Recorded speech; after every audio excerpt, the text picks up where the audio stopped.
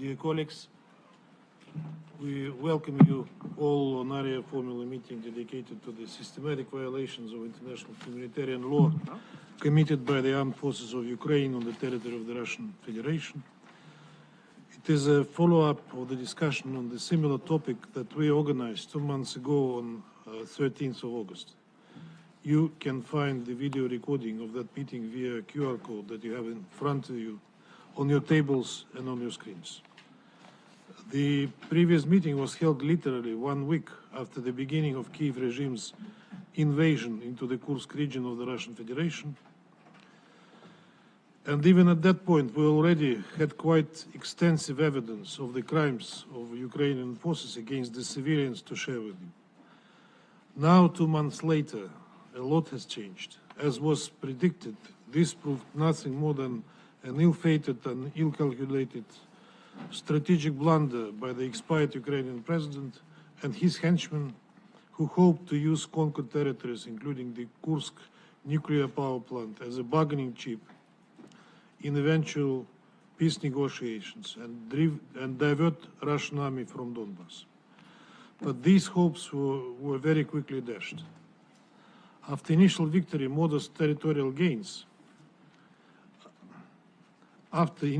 modest territorial gains achieved at an unfathomably high price, Ukrainian forces started rapidly losing their positions at the battlefield.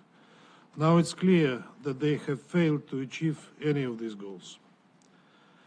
The armed forces of Ukraine are being consistently squeezed out of the Russian territory since the Kursk incursion. The Russian armed forces have made unprecedented advances on the eastern and southern fronts and took control of a number of crucial, heavily fortified positions which represented key strongholds of Ukrainian army since 2014. And this fatal trend for the Kiev regime is only gaining momentum while priceless reserves and Western military equipment are being squandered in the swath of territory still being under Zelensky control in Kursk. Well, maybe historians will later give their view on Zelensky's adventure in Kursk and its role in accelerating the collapse of the criminal Kiev regime.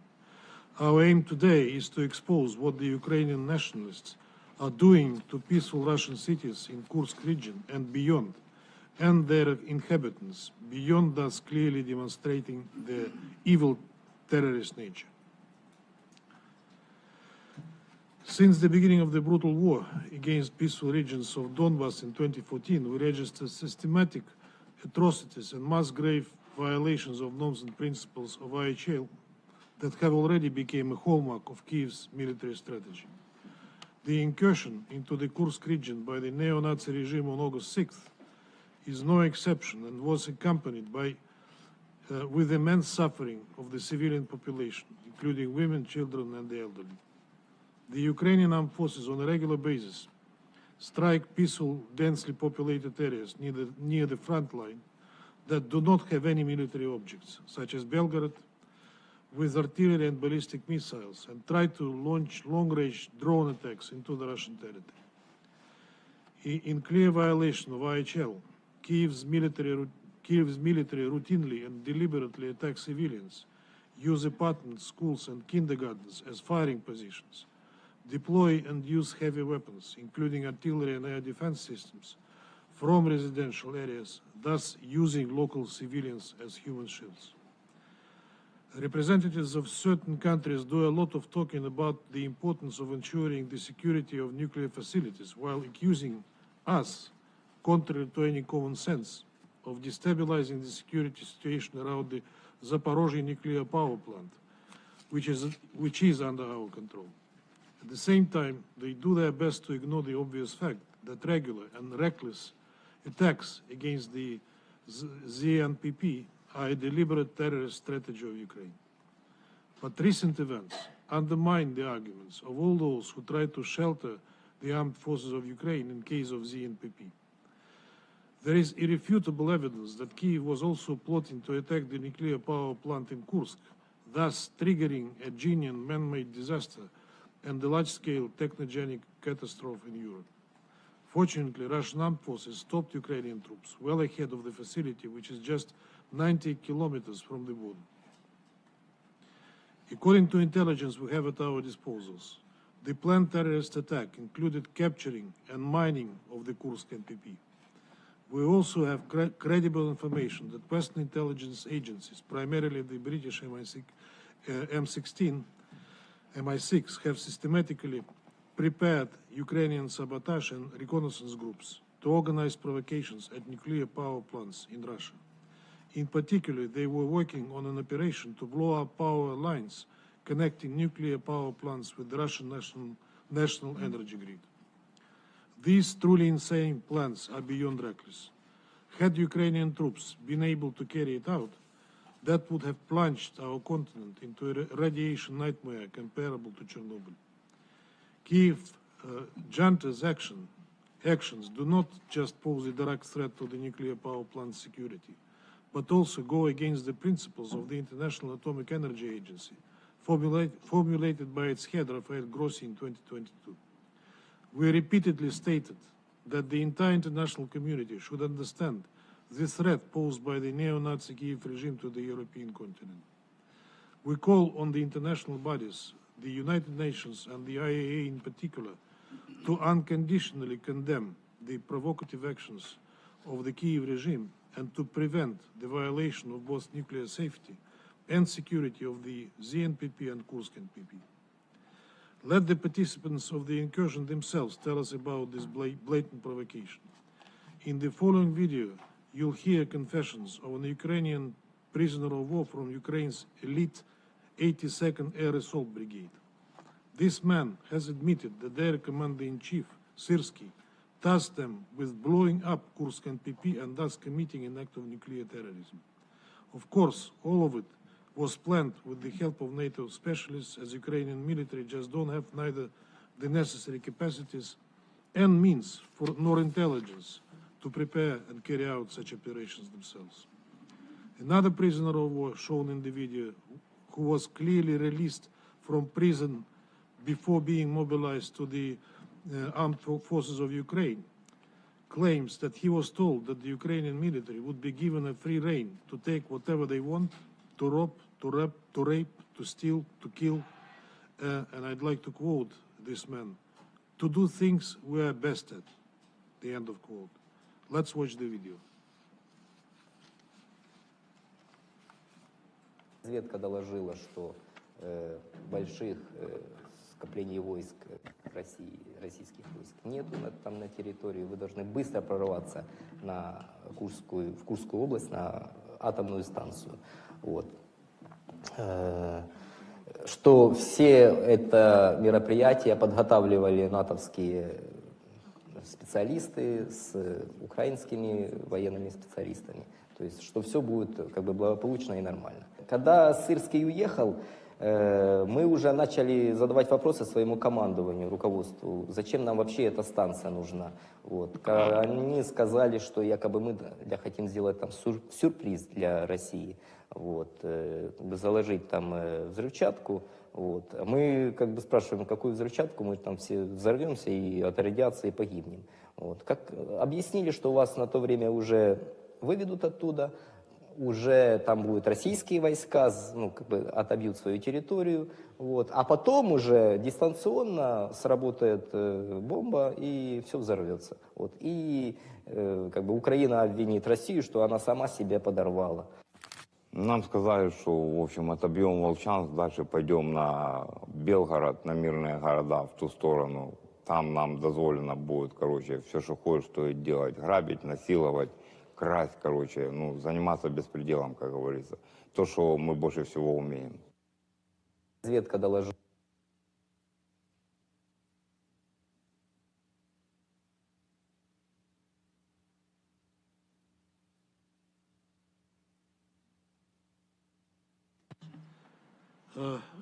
We often hear from a number of Western countries about Kiev's inherent right to self-defense according to Article 51 of the Charter. Let me appeal to all those who participate in this meeting. Let those of you who really believe that these actions can be qualified as self-defense raise their hands and clarify their point of view. I don't see any hands raised.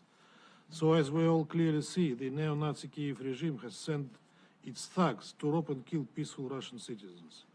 These criminals are committing barbaric atrocities on our territory in flagrant violation of IHL, killing civilians with particular cruelty. They are the real terrorists. This is confirmed by numerous photo and video evidence, some of which we will show you in a few seconds.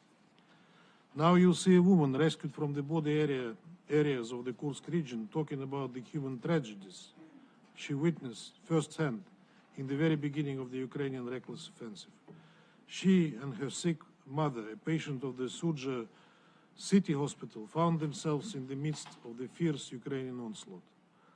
The medical facility was subjected to deliberate massive shelling by the Ukrainian armed forces. These women saw people screaming and then dying in pain. Wounded civilians were brought to the hospital. Many of them could no longer be helped. Among the killed were the elderly, children and women, one of whom was pregnant. Ambulance workers who were helping the wounded were also deliberately targeted and killed. In the second part of the video clip, residents of a city near Kursk talk about artillery that armed forces of Ukraine soldiers used against the civilians in residential areas.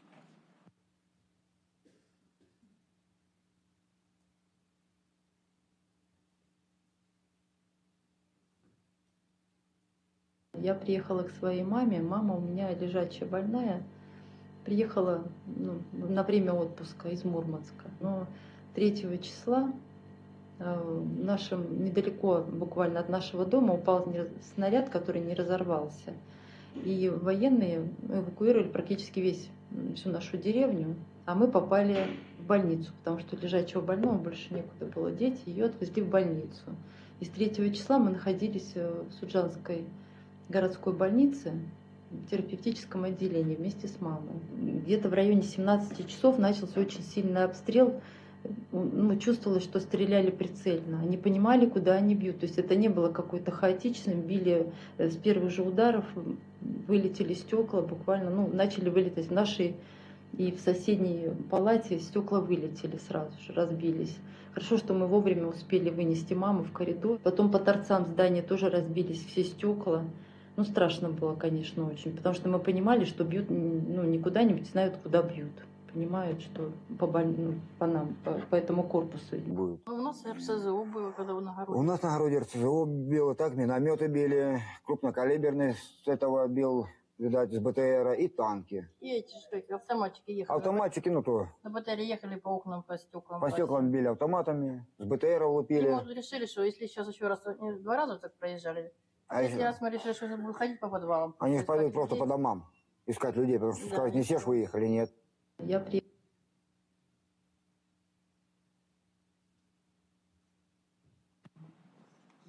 The armed forces of Ukraine and their foreign accomplices were well aware of the fact that nobody else but peaceful local residents whom they were targeting and killing. They shot civilians in cold blood and on purpose. This fact alone tells you everything you need to know about the terrorist nature of the current Kiev regime and its sponsors that had sent these manifests to our land. I'd like to show a clip in which a local villager recounts horrific incident when Ukrainian soldiers raped a woman and then killed her after having learned that her son is a Russian serviceman. The last part of this video clip was filmed by Ukrainian soldiers themselves, presumably around August 11 in the village of Zaaleshenka in Sudzhansky district in Kursk region. You can see how troops in Nazi-style helmets harass an elderly Russian villager. The pensioner says that he is 74 years old and laments that he has been lost for 5 days. Instead of helping him, the soldiers address the Russian man, the Russian Ivan, and start berating him in German, stating that all Russians are pigs. There were a lot of other obscenities, but we cut it out. А сейчас вот у нас информация прошла, то, что вот на Гончаровке узнали, что у женщины сын военный. И С ней поступили очень плохо. Было издевательское изнасилование и расстреляли. Она в охране в школе у нас работает. 7-е сутки я уже не выдержала. Вышла из дома, пошла переезда чуть-чуть, там с одной стороны Новая Бондаревка, с другой стороны поселок Мирный. Вижу, стоит УАЗик, так вот, издалека. Потом вижу, лежит человек, то есть как бы плечи и верхняя часть тела у него на обочину, а ноги, все это на трассу. Думаю, может, ему плохо подойти, помочь к нему. Когда я подошла к нему ближе, я не увидела голову. Смотрела в УАЗик, там сидят 2 обугленных трупа. Я 2 шага прошла. Я не знаю, почему я заглянула в другую сторону УАЗика.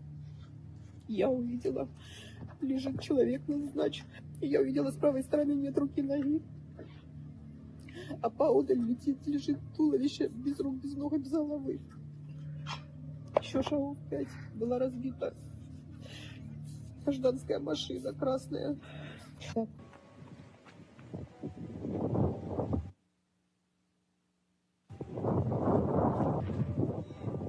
Я заблудился, я вот уже 5 дней такой вот нет.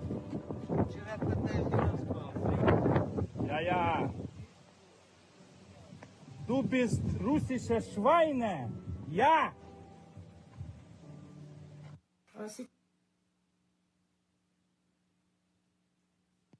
You've probably heard claims from representatives of the Kiev regime that in the territories of the Russian Federation, the Ukrainian military commandment allegedly acts friendly to the civilian population and provides it with humanitarian aid and all necessary services. Now you may imagine how this looks like in reality. As we've said during our latest Arria-formula meeting, foreign mercenaries attacked the Kursk land as an important part of the enemy troops. They were committing outrageous atrocities against civilians in the occupied areas, brutally killing everyone, women, children, and old people.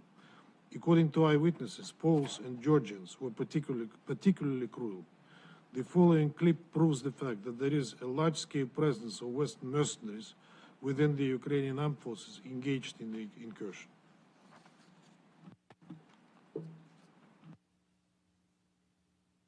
Я Гриненко Александр Григорьевич, житель Курской области, Суджанского района, деревня Куриловка, дом 41. Как раз на углу границы, где соприкасается Россия и Украина. Называется место Крест. И вот они с этого креста, с Юновки, зашли к нам в наш район.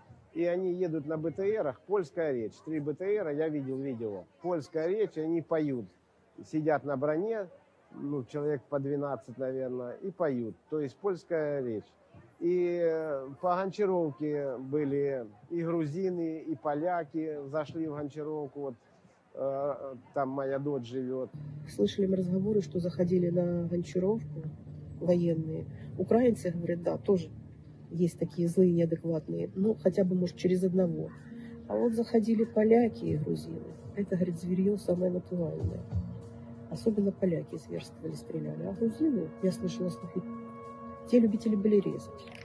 Очень много было зарезанных людей, перерезанные горло, и все. Были такие, говорят, случаи, что вот останавливали машину, даже называли знакомых, которые ехали, 2 бабушек стареньких везли. Ну, мужа и жену сразу расстреляли. А у бабушек забрали деньги, документы, выстрелили в телефоны, выпустили в чистое поле, сказали, теперь идите. А там бабушки еле ходячие. Далеко не бабушки уйдут. There are hundreds of hours of such video materials and hundreds of witnesses who would confirm these facts, which make your blood run cold. One of such witnesses will later speak during our meeting. All this data is being collected and will be used to ensure accountability to the Ukrainian criminals and mercenaries. No one will escape justice. And there are people who are doing this job in a systematic manner. We have 2 of them speaking before us today. Without further ado, let me introduce our first briefer, Mr. Rodion Miroshnik, Ambassador at Large of the Russian Foreign Ministry on the crimes of the Kiev regime. Rodion Valeryevich, please, you have the floor. Уважаемый господин председатель, Chair, уважаемые участники distinguished participants заседания, of this meeting, Thank you very much for the opportunity to provide you with some information that we all know very well and we've been collected from the conflict line. Very recently, at the Higher Rada of Ukrainian, Mr. Zelensky announced that the Kiev regime, and I quote, will bring war back to the territory of Russia so that Russians can know what war looks like. He underscored that in doing so he intends to wreak hatred against the Kremlin. Zelensky practically openly from the Ukrainian parliament rostrum announced that the Ukrainian armed forces are carrying out strikes on civilian infrastructure objects, killing women, older persons, children, is fulfilling a political order of the Ukrainian regime. Since the start of 2024, so less than 10 months of this year, the Ukrainian fighters launched 73,500 shells on civilian objects. The majority of these were provided to Kiev by Western countries. On the list of shells used and they were by the UAF were Storm Shadow, ATACMS and NATO cluster shuttles, 155mm ones. Essentially, artillery shells are often used to kill civilians. Secondly, there were drones used to strike civilian equipment too. Since the beginning of 2024 alone,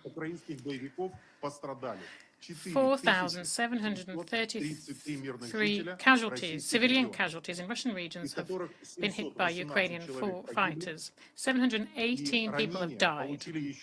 274 minors were injured and 148 of them died before becoming an adult. The conduct of the UAF in Kursk is no different from their usual conduct over the last 10 years in other regions, particularly in the Donbass. I'd like to note that today, the so-called victories or achievements of Ukrainian fighters in Russian territory and what that looks like.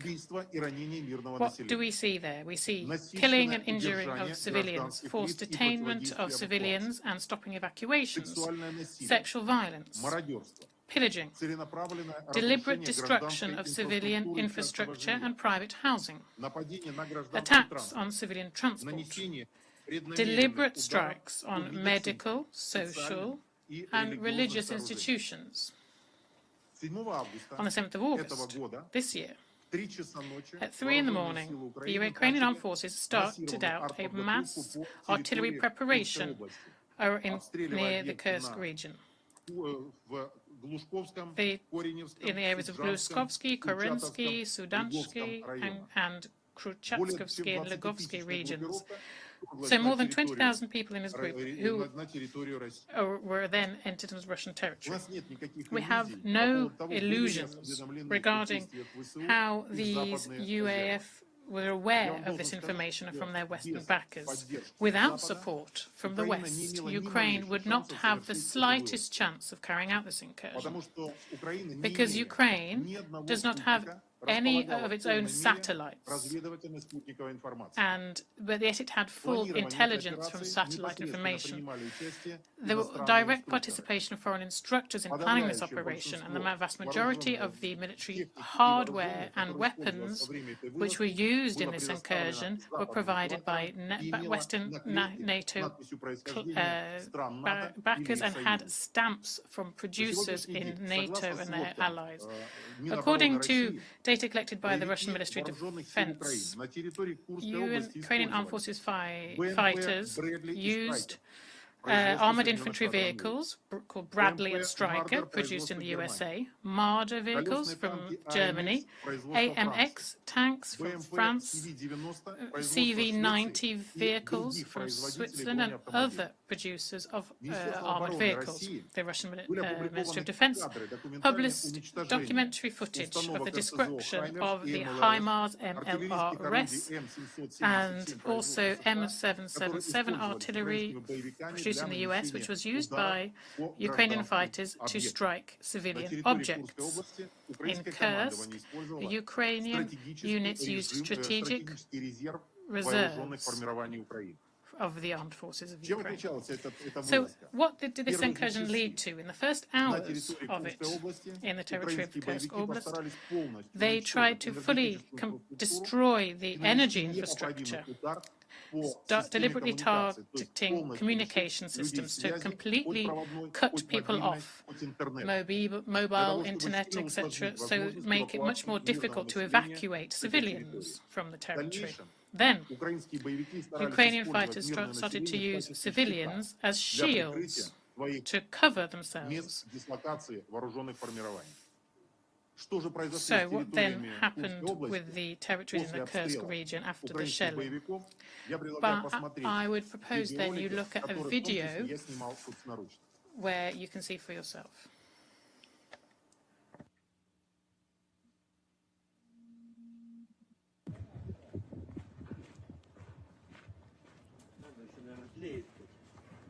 Да, запах горельника, да. Один дом. А что прилетело? Я не знаю, что прилетело. Был прилет прямо в крышу. Крыша провалилась, и сразу пламя по всему дому пошло. 3 дома подряд. Домовладение. Украинские обстрелы. Результат налицо.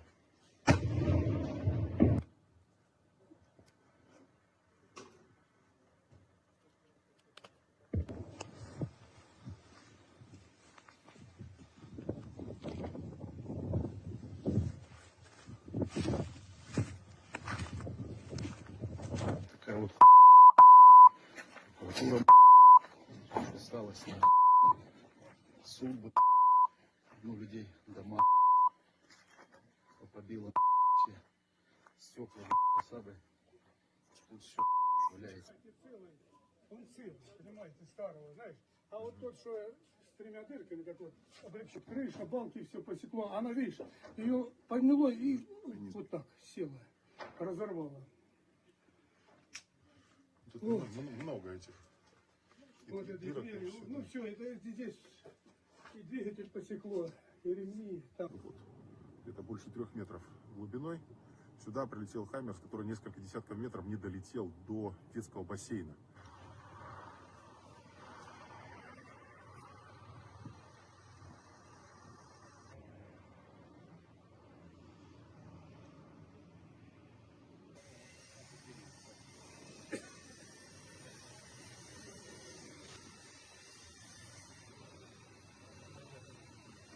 Было очень страшно, я не могу ничего. Это издевательство.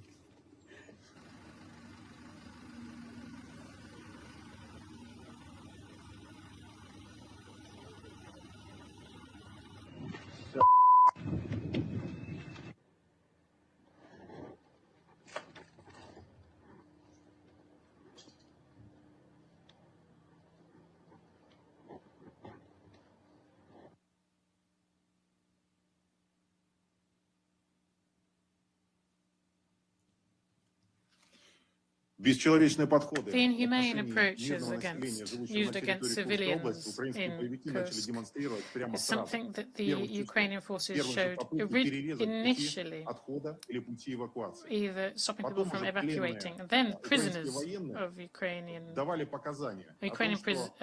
military prisoners showed that they were forced, they were commanded to not spare civilians, to shoot everyone who could pose a threat, and to shoot men in the legs and throw them into basements. No warnings about the unacceptable nature of pillaging, murder or to ensure respect for civilians were received by Ukrainian forces from their commanders when they went into Kursk region. Only according to data we've confirmed, in territory currently controlled by Russian forces, because of the action of Ukrainian forces, there were 330 civilian casualties. And 90 people died or were severely injured. But I fear that the majority of the victims are in territories which are still under the control of the Ukrainian forces. I propose you to listen to how this all happened in the Kursk region. So I would invite you to listen to some of these people's accounts. Thank you.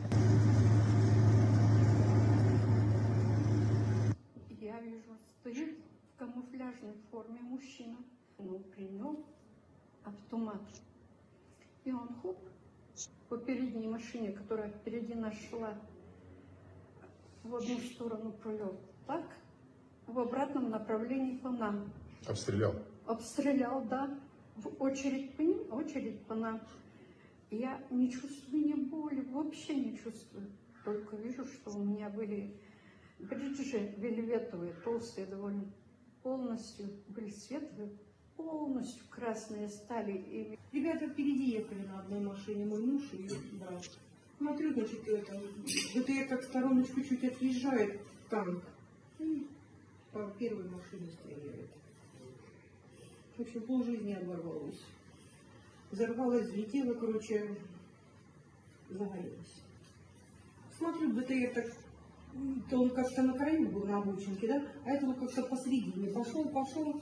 Я смотрю, вот так, смотрю, стрелять. Я так ложусь. И они стреляли на ту сторону, на эту сторону. Такой истерический хохот, такие вопли, такие крики. И колонна это пошла на Все гражданские вообще. Последнего вот убила. Больше мне вот кроме Лёши никого нет. Ну страшно стало, конечно.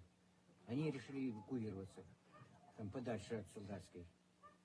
Вышли с своей улицы, немножко поднялись наверх, на Горянку. Да, вот. И их дроном накрыло. Обоих сразу. И мужа и жену. И сестру, и мужа ее.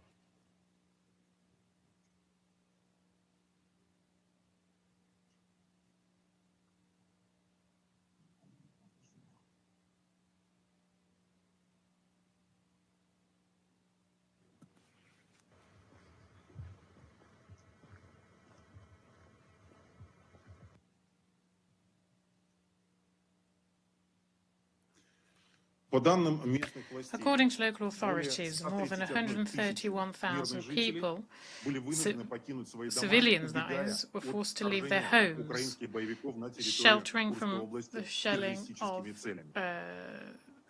this incursion with territories purposes. It's quite hard to now see how many people are still on the territory in areas controlled by Ukraine because of lack of information from the Ukrainian side. We have confirmed data that there are some concentration camps in the area where civilians are being chased into. They've left from this territory, and there's around 1,100 people there. Often these people are in Kursk region still, where there are still Ukrainian fighters, and part of these people have been forcibly removed from the territory of Russia to Sum region in Ukraine, where the Ukrainian side is hiding where they currently are. There are currently negotiations with the demand for full information to be provided. But we still have not had a confirmation from the Ukrainian side on this. But we do know from the data that was provided by the families of these people still in the country, the vast majority of these detained are women, are older persons, and there are people with serious difficulties and difficulties movement. They have young people and teenagers. All of these people are regularly humiliated by Ukraine. Ukraine opened an endless flow of Western media which participates in these humiliating films with under the barrel of the gun. They have to thank Ukrainian fighters for their alleged saving, and then the Western press rush to justify the claims of Ukrainian fighters and the Ukrainian regime and what they've done in the Kursk territory. But let's look then what the Ukrainian fighters say themselves, how they film their activities in this territory and how they post it on the social networks. They filmed this themselves, so look at the next film. Вас гривні? Гривні. Молодець, давай, мій хороший. Пік! Карти можна? Пік, звісно, можна. Пік! Ні, це не моє. Це не твоє, так? Пік!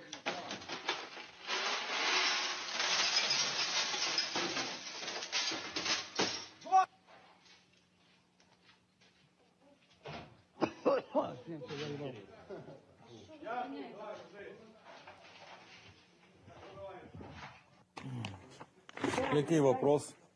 Скажіть.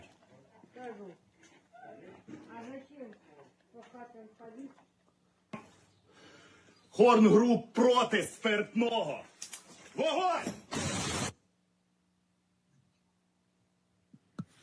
The aim of this Kursk misadventure of the puppet authorities of Ukraine was to send a strong signal to the West that the Ukrainian fighters still are capable of doing something, only demonstrating this. They targeted civilians and civilian objects, and to do so, trying to humiliate and kill Russian civilians in Russia. In conclusion, I'd like to ask a question.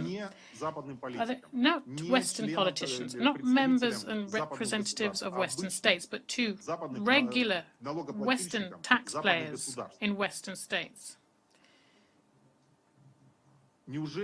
Do you really believe that it's the best way of spending your taxes to kill and pillage, as has been happening today, as we've seen today, rather than sending this money, for example, to curing cancer or feeding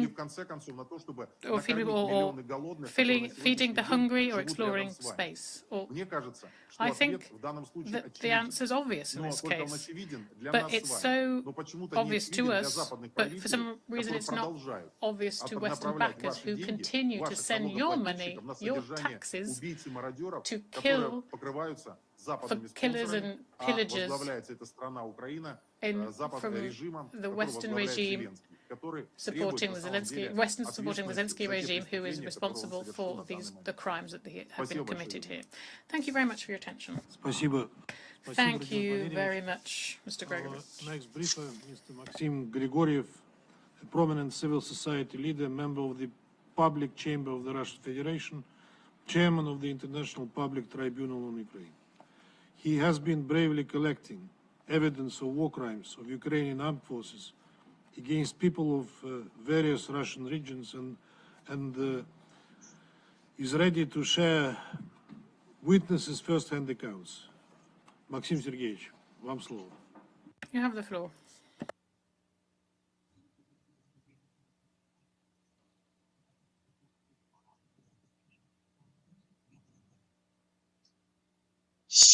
Сегодня я кратко представлю показания пострадавших. I'll briefly present some evidence of those suffering from the crimes of the Ukrainian armed forces in Kursk. These were collected by our International Public Tribunal on the crimes committed by Ukrainian neo-Nazis. I'd like to recall that it's been working since 2022.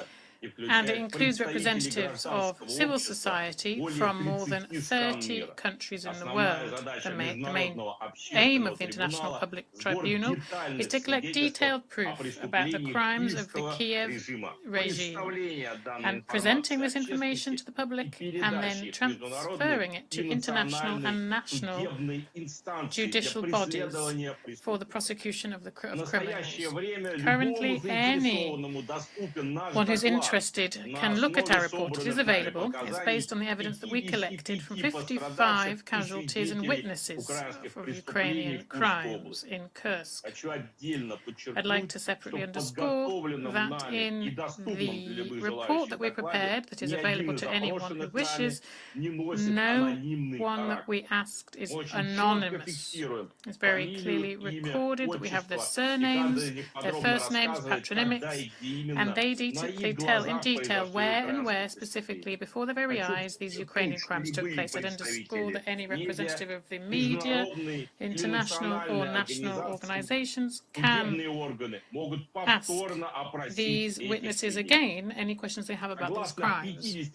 According to 55 pieces of evidence that we recorded from casualties and witnesses, the Ukrainian armed forces shelled civilians, including women, children, the elderly. They shelled both them in their own homes and when they tried to evacuate in their civilian cars. They fully understood the non-combat nature of the victims, and sometimes they looked them directly in the eyes. I'd like you to share part of the testimony of Artyom Kuznetsov, living in the town of Sudzha. His Ukrainian followers killed his wife, shot and injured his child was 1.5 years of age. I'd ask you to play the video. 3:30 утра начался артобстрел нашего города Суджи. При выезде из села я увидел в обочине солдата ВСУ. Ну, сначала по мне начался обстрел по моей машине. Я почувствовал, что как будто, знаете, машину камнями осыпают. Не понял сначала вообще ничего, что происходит. Вот. Мне в салон залетела одна пуля. Я голову... В упор, да. И я так голову поворачиваюсь, этот солдат, он на меня смотрит, я на него. Мы даже взглядом перекинулись с ним. И вот мы как с ним перекинулись взглядом, он прострелил мне кепку, кепка слетела. Ну, видно, целился просто в меня, как, ну... Жена ехала сзади, метров тоже 70, наверное, плюс-минус от меня, где-то так. И я вот так выскочил с окна и машу быстрее, и слышу, что идет огонь по ней.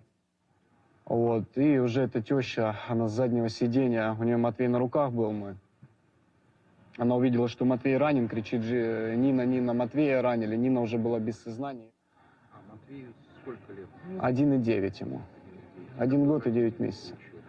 Значит, у него осколочное от металла в спинке, одно глубокое плечо, и на попе там осколок до почки, там чуть-чуть не хватило.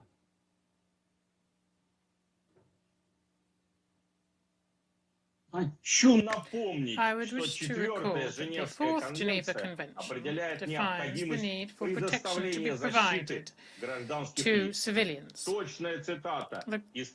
The quote says that everywhere encroachment on the life and physical inviolability is prohibited, including all kinds of killing.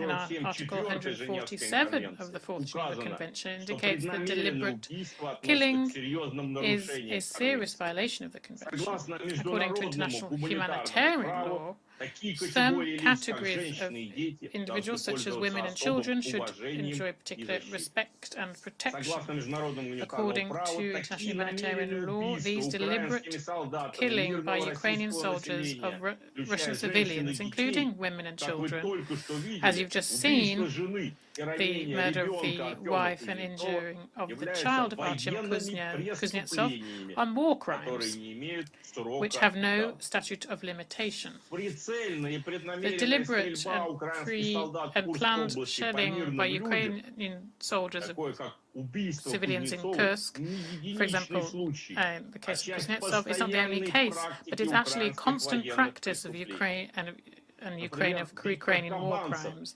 For example, Viktor Kabantsov from our report.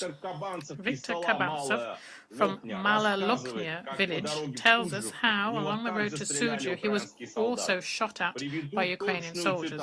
I quote him, he says, "I was in the car, and behind the back seat was Vassily with his girlfriend and mother-in-law. In the load of rubbish, there were Ukrainian citizens, Ukrainian citizens who started to shoot us. They injured my arm. My son also had his arm injured, but he managed to escape." Another witness, Slavik Alonyan, living in Blagodatnaya, says how his car was shot at by Ukrainian soldiers. At the beginning, he was shot with a machine gun and then had a grenade thrown at him. Fortunately, the second time, it didn't hit his car, and he was managed to escape. He said, the Ukrainian, this is, I quote him, the Ukrainian armed forces shoot everyone. I don't know why. When evacuating his family, Sergei Voroshilin from Suja was also shot at by Ukrainian soldiers. His grandfather was killed, and he managed to survive. Because of the short time available for our event, I won't be able to give you all of the huge amount of proof of the deliberate use of Ukrainians shooting on civilians. In our report, which anyone can access, it's all available in there. Also, the Ukrainian armed forces deliberately targeted civilians with drones, civilians who were trying to evacuate. This was systematic killing. Again, the civilian nature of the victims was fully clear. I'd like you to play part of the witness account of Yelena Valentinova Galieva, who was injured with a drone. The Ukrainians killed her daughter, husband, and father, and she was seriously injured. I'd ask you to play the next clip. Мы выезжали в субботу, это 10 числа. Я хочу уточнить, обычная легковая гражданская машина? Обыкновенная АК. АК даже? Маленькая, синенькая АК. Как заехали именно на мост, как вот непонятно даже откуда вот оно резко, так это, резкое вот это жужжание, и сразу вот, как сказать, вот, какие-то вот, как огни. Вот, ну, что, взрыв такой. Что вот глаза вот сразу вот обесцвечивает, вот, ну как вот. Ну, вспышка как вспышки, да, такие, вот. Да. Единственное, что я только успела крикнуть ребенку и папа, и я, чтобы она легла на пол. А ребенку сколько? Ребенку 20 лет только было. Только исполнилось 2 мая 20 лет. Девочки. Она тоже ранение получила или? Она погибла. Погибла. Да. Погиб папа, муж мой, и дочь погибла. Когда вот пришла в себя, мы уже были в заборе. Муж уже был мертвый, лежал. Ребенка выкинула с машины. Но по мне было такое ощущение, что она еще была жива. Я встала, пыталась ее, у меня не хватило сил. Я начала кричать, звать на помощь. Черепно-мозговую травму получила с этой стороны. Вот. Перелом ключицы и лопатки тоже перелом. И там же вытаскивали с плечей осколки.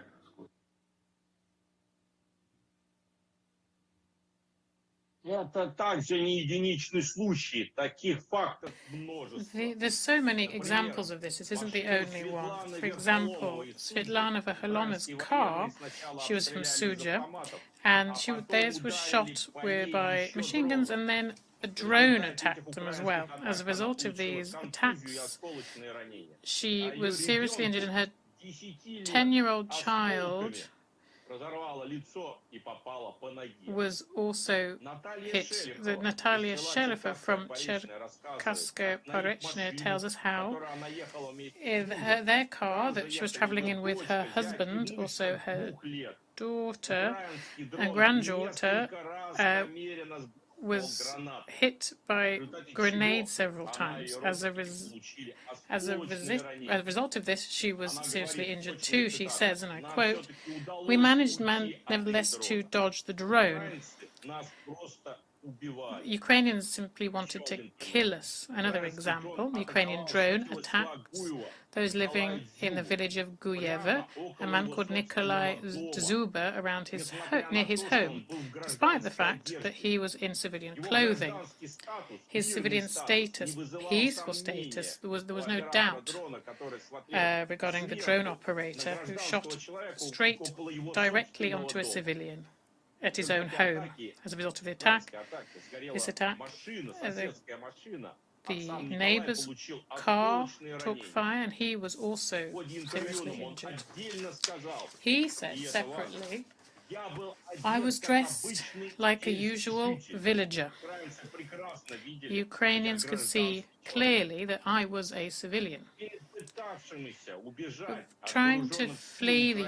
Before trying to flee the Ukrainian armed forces, there was awful options available. Those living in the village of Kurlivka Zoya tells us how she saw civilian cars and she saw dead bodies in them. She said that there were two bodies in there. I looked on the other side and I saw that there was someone lying there. On the right side, he didn't have an arm, and then he also had, on the other side, there was someone without any legs. And this was clearly a civilian car. Irina Morozova tells that how the Ukrainian soldiers killed civilians in her village. And I quote her, people tried to leave this village in their cars, but they were shot point blank from machine guns. 5 cars left, and they were all killed. There was no one left alive.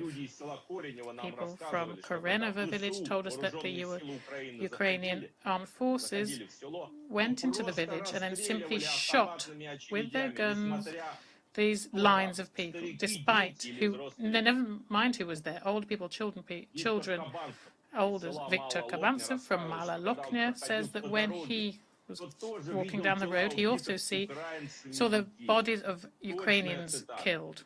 Quote him, they started to head towards the Bolshoi-Sadatskoye town. There were people just lying alongside the road, and there were a lot of people killed there. I would ask you to play part of the interview with Vladislav Igorovich Voskoeva, also living in Kursk Oblast. Половину третьего были атака дронов сначала была. Потом после атаки дронов начался обстрел, артобстрел начался. После артобстрела начали градами бить уже по Гончаровке, везде Залешника, Гончаровка, город. В городе разрушено 3 здания. Попали 3 здания. Садоперестанция, прокуратура и жилой дом. И все, как бы потом... То есть украинцы били просто по городу со всего чего? Да, со всего можно, что они там со всего били. Брат у меня ездил 9 августа туда, с другом за семьей, получается. А туда они в Суджу заехали нормально, получается, все было нормально. Они когда собрали семью, начали выезжать в Суджу начали выезжать, их машину расстреляли. Чудом они выехали? Да, чудом они выехали, как бы.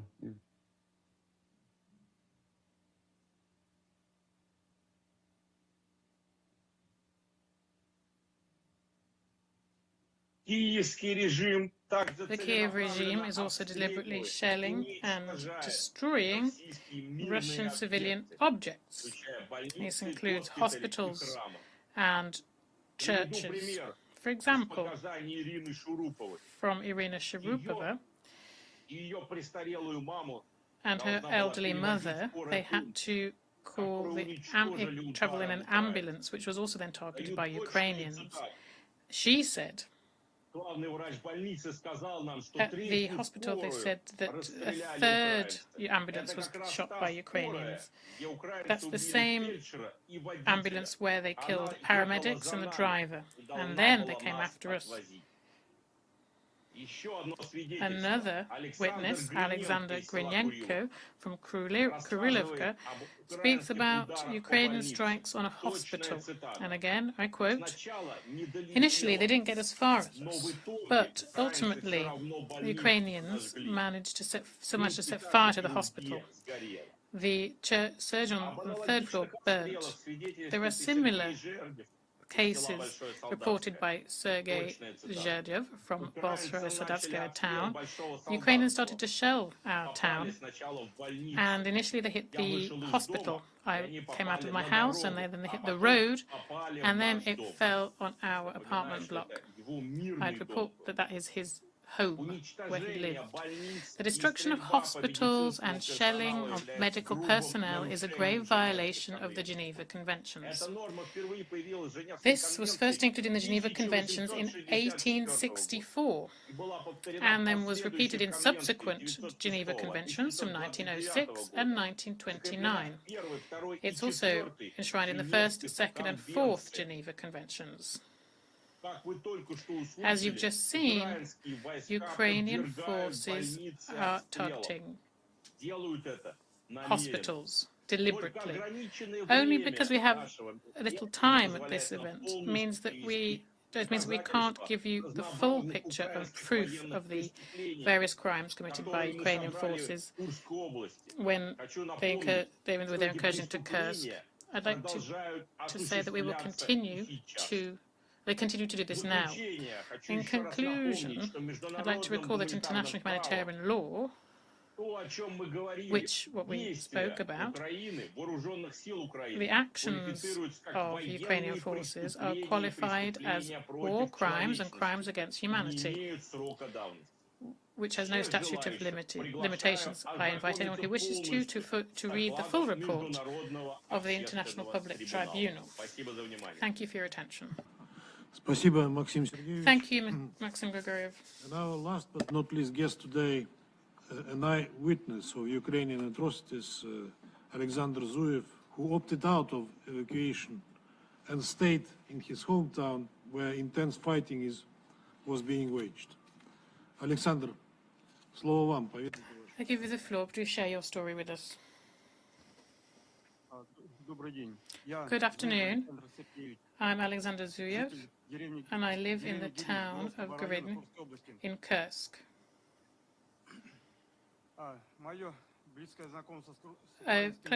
I'm very familiar with Ukrainian crimes, and this began a long time ago. In August 2023, and then in 2024, I was the head of brigade and rebuilt apartment blocks after shelling from Ukraine in Suzhd, in our region, Suzhd, in Gludkovsk as well, Korinsky and all other areas of Kursk. On the 14th of May 2024, my brigade, there was 14 people. Ukrainian drones dropped 8 times, and the operator of the drone could not see that there were civilians working there who were collecting and repairing damaged houses and apartment blocks following Ukrainian attacks. As a result of these attacks, one of my colleagues was injured, and my car was severely damaged too. In August 2024, in Kiev village, also in Kursk, at 6 o'clock in the morning, striker were used by Ukrainian armed forces who entered and deliberately destroyed, using MLRS's civilian homes. In Kiev town, they destroyed 3 houses, 3 apartment blocks. And they also destroyed communications and phone towers, electric power plants, and just walking past the cars of civilians who managed somehow to hide with their cars, but they were nevertheless injured in various ways, to various degrees. Then drones flew over every day, over people's houses. One overnight, And then, as a result, in 2 months, in this village alone, in Kursk, 20 houses were completely destroyed, and many more were seriously damaged. In Krupitz village in Kursk, 70 houses, more or less. Out of 70, only 10 are still standing. The school was destroyed. In Kamyshka, also in Kursk, out of 40 houses, there's only 17 left. Shops were burnt down, clinics as well. There was a lot of pillaging also by Ukrainians, and a lot of property, cattle, and the contents of shops also was taken. Ukrainian military very often used drones, a certain type of drone, which drop anti-tank mines, and not only on public roads, but also in forests and fields, agricultural fields, where one combine harvester was destroyed and a lot of people were injured trying to carry out their work. Also over this time, 2 civilians died and dozens were injured. Even today, between the villages of between 2 villages in Kursk, Ukrainian drones damaged 5 civilian cars. 2 civilians were injured. One of them went to hospital and is in critical condition. Ukrainian soldiers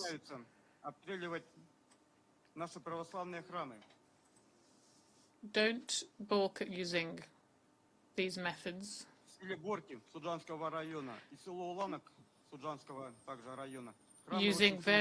And then attacked also the local church in the villages in these regions. They did this also were to target and defend their own food supplies too. Those living in Belov have been 2 months without gas,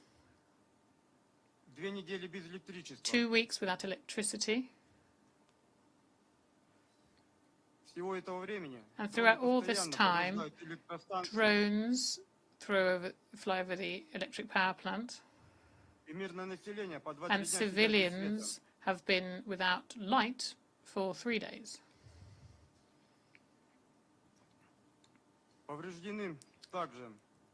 Also, factories have been hit in villages where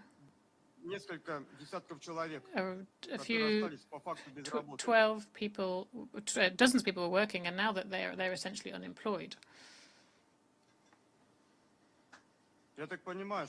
I understand that this was done deliberately to destroy our infrastructure.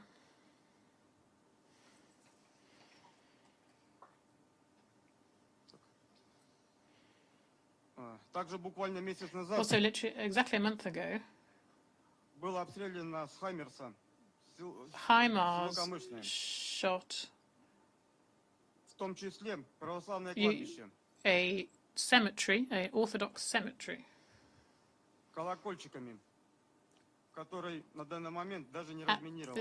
and there's still not been demined. I don't understand the logic of this military shelling by Ukrainians, because obviously there's no military at an Orthodox cemetery, there's no one there to target.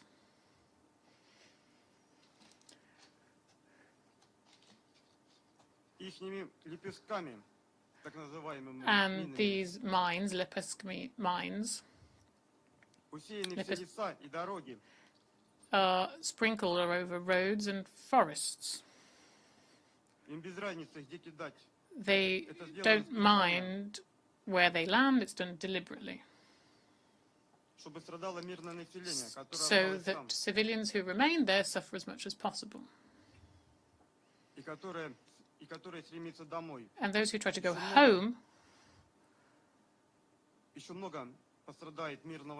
suffer a lot too, if they try to do so.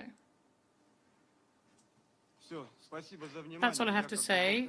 Thank you. I was brief, but the distinguished brief has already said a few things before. Thank you for your attention and have a good afternoon, everyone. Thank you, Alexander. To draw your attention to the fact that all materials presented today by the briefers and our mission are available via the QR code that you now see on the screen. Now I open the floor to those members of the Council who wish to speak in the order in which they appear on the list of speakers. I kindly ask you limit your speaking time to 3 minutes.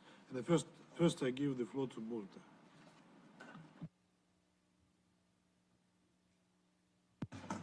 Thank you, Chair. It is deeply regrettable that the Russian Federation continues to try to justify its aggression and violations of international law and the principles of the UN Charter.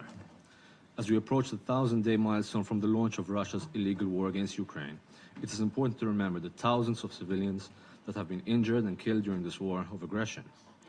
According to OCHA, 14.6 million people are still in need of humanitarian assistance, together with the millions who have already been displaced. The relentless bombing of Ukraine's civilian infrastructure has created a humanitarian disaster. We also highlight the increased intensification of missile and drone attacks on Ukrainian cities. Chair, in all circumstances, Malta reiterates its call for the full respect and adherence for international law. This includes international humanitarian law and its principles of necessity, distinction, and proportionality. This must be adhered to by all parties. In conclusion, Ukraine has a right to defend itself, in line with Article 51 of the UN Charter. We call on the Russian Federation to immediately end the war it started and withdraw all its troops and military equipment from the entire territory of Ukraine within its internationally recognized borders. I thank you. I thank Malta and I give the floor to Japan. Mr. Chair, today's meeting is yet another example of Russian hypocrisy and the waste of UN resources. Russia continues to wage an unprovoked war of aggression against Ukraine. Russia should end it before lecturing others. Our position is clear. Russia must withdraw from Ukraine immediately and unconditionally. This war will end when Russia decides to stop it. The solution is simple. Yet here we are, witnessing yet another Russian effort to divert the attention of the international community. Russia's actions violate the core principles of the UN Charter. As a permanent member of the Security Council, Russia should be maintaining peace, not destroying it. The aggressor will not succeed. Russia's justification of its actions will fail, as they always have. The repeated calls of the UN General Assembly, including Global South countries, clearly show that the aggressor's attempt to justify its actions never succeed. This is not just about Ukraine. It is about defending the UN Charter and the international order based on the rule of law that ensures peace and security for all. If Russia can so easily violate international law without consequences, then no one is safe from future aggression. We stand with Ukraine and demand that Russia return to the path of adherence to international law. Thank you for the attention. I thank Japan and I give the floor to Slovenia.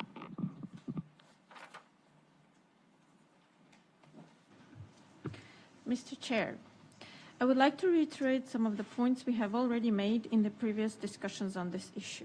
Firstly, we cannot and do not accept selective references to international law violations and attempts to set double standards in applying international humanitarian and human rights law. It is unacceptable to ignore the acts of accusations of Ukrainian civilians, of executions of Ukrainian civilians and prisoners of war, abductions of children, sinking of grain ships in the Black Sea, and destruction of Ukraine's energy infrastructure as its population, already in dire need of humanitarian assistance, braces itself for the harsh winter. Briefing about only a fraction of alleged violations raises questions about the aim and credibility of such discussions. Secondly, we are in dire need for a just and lasting peace for Ukraine. However, there will be no sustainable peace without ensuring accountability for all violations of international law that occurred during its war. Accountability is vital and must be ensured regardless of the perpetrator. This is also the case for the crime of aggression, and we need to fill the accountability gap in the international legal framework in this regard.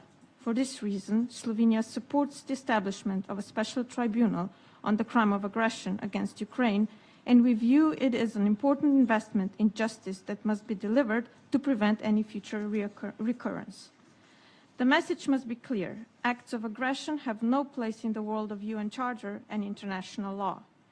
Moreover, we advocate for victims and survivors to have a central role in these processes and continue to call for timely, effective, and comprehensive accountability measures.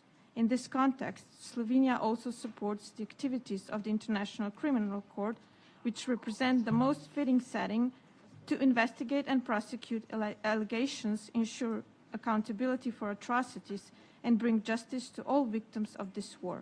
I thank you. I thank Slovenia, and I give the floor to the Republic of Korea.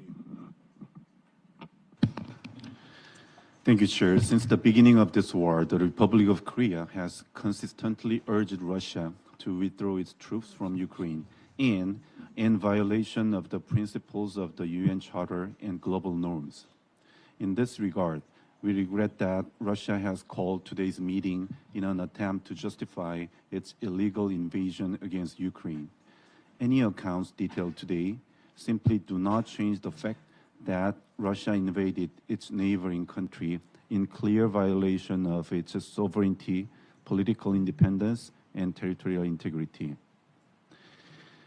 Against this backdrop, allow me to briefly focus on the following points. First, my delegation reiterates its call for Russia to fulfill its responsibility as a permanent member of Security Council by ending this war.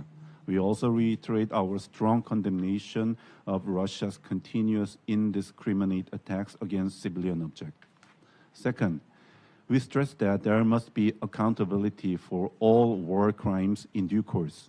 In this respect, we support the activities of the Independent International Commission of Inquiry on Ukraine to investigate all alleged violations and abuses of human rights, violations of humanitarian law, and related crimes in the aggression against Ukraine. Third, we strongly urge Russia to immediately cease its military cooperation with the DPRK, which violates multiple UN Security Council resolutions. So far, over 13,000 containers filled with North Korean artillery shells, missiles, and anti-tank rockets have been shipped to Russia, and thousands of North Korean Special Forces troops have also been deployed to Russia. This constitutes a clear violation of the relevant UN Security Council resolutions and blatant attempt to undermine peace and security not only in Europe and Northeast Asia, but also across the entire globe. Such illegal military cooperation between North Korea and Russia must be unequivocally condemned. The Republic of Korea will mobilize various means to address this major development in full cooperation with its allies and friends. I thank you. I thank Republic of Korea, and now I give the floor to China.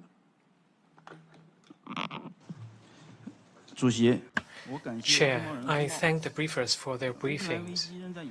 As the Ukraine crisis continues, deadly attacks and civilian casualties are a frequent occurrence. China is deeply disturbed and distressed by those incidents. Under no circumstances should civilians and civilian infrastructure be targeted in military activities. We once again call on the parties to the conflict to remain calm, exercise restraint, strictly abide by IHL, and make every effort to protect the safety of civilians and civilian infrastructure. We call on the international community and humanitarian organizations to scale up assistance to the affected population and alleviate their suffering. Wars produce no winners, and conflicts lead to no future. China once again emphasizes that the priority right now is to observe the three principles for de-escalation, namely no expansion of the battlefield, no escalation of fighting, and no provocation by any party. We encourage all parties to put peace and humanitarian needs first and work together to seek a comprehensive, lasting solution to the crisis. The international community should uphold an objective and impartial position and create favorable conditions for direct talk and negotiation. China's position on the Ukraine crisis has been consistent and clear. We remain committed to promoting peace talks and political settlement. China and Brazil jointly issued the 6 common understandings on the political settlement of the crisis. Working together with other countries from the global south, China and Brazil launched the Friends of Peace group with a view of garnering more consensus for peace and promoting a political solution to the crisis through diplomatic means.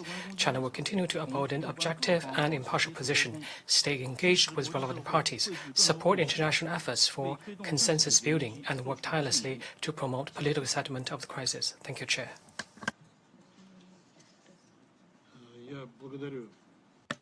I thank.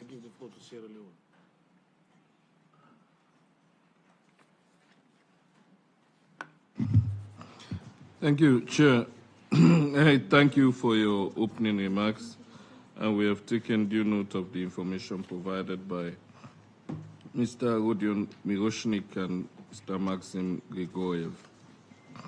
Outside of the important question on jus ad bellum, since the start of the conflict in Ukraine, there have been reports of violations of international humanitarian law and international human rights law by the conflicting parties. We take this opportunity to reinforce the importance to comply with the principles of international law that govern the conduct of hostilities, the obligations of the parties, and the importance of accountability. We reiterate that violations of international humanitarian law, particularly those relating to the protection of civilians, are unacceptable. The reported plethora of violations and atrocities pose a significant threat to the safety and well-being of the vulnerable and protected population, violating the basic tenets of humanity and the principles of IHL, irrespective of the territories in which they are alleged to have been committed. Sierra Leone also calls on all parties to the conflict to uphold their obligations under international law and to take immediate steps aimed at de-escalation and to commit to protecting civilian lives and infrastructure in conflict zones. We underline the need for independent and impartial investigations to ensure accountability. Chair, the current intensity in fighting is of deep concern as it represents a very serious escalation of the conflict. It is important that the parties de-escalate and exercise maximum restraint and avoid the devastating consequences of a military victory at all costs. The devastating impact of attacks on civilians, including women and children, calls for the involved parties to choose and prioritize peace and put an end to the violence. Peace cannot be left to chance. Sierra Leone therefore reiterates its call for meaningful steps to be taken towards the immediate cessation of the hostilities and for constructive and inclusive diplomatic efforts to achieve a lasting and just peace and a full resolution of the conflict. We emphasize that diplomacy and dialogue is the only viable option to ending the conflict. In taking this important step, we call for the full respect of the sovereignty, unity, and territorial integrity of Ukraine within its internationally recognized borders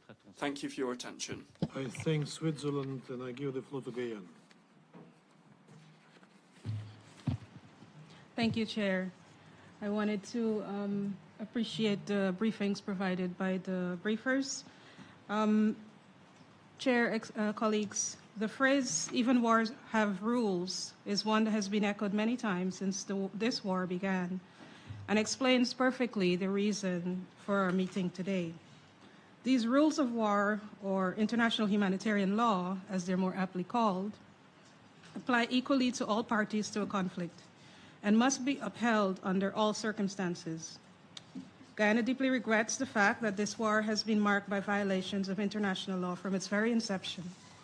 In fact, Russia's invasion of Ukraine 2 years ago violated the most basic tenets of the United Nations Charter and the principles of respect for territorial integrity, sovereignty, and non-interference.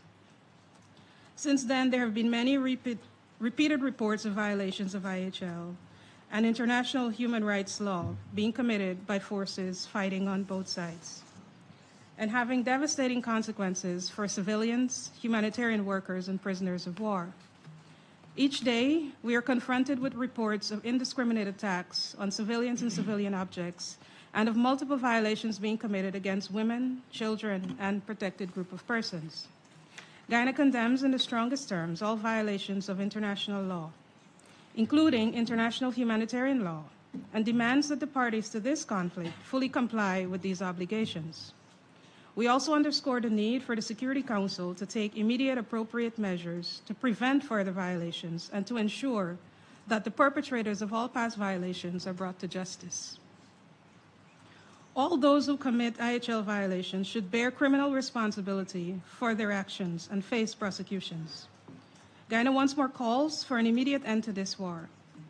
The longer it continues, the more suffering it will bring to the civilian population. We reiterate our appeal for a return to a diplomatic process that can bring a just and lasting peace based on respect for international law and the principles of the United Nations Charter. I thank you. I thank Guyana, and now I give the floor to Ecuador.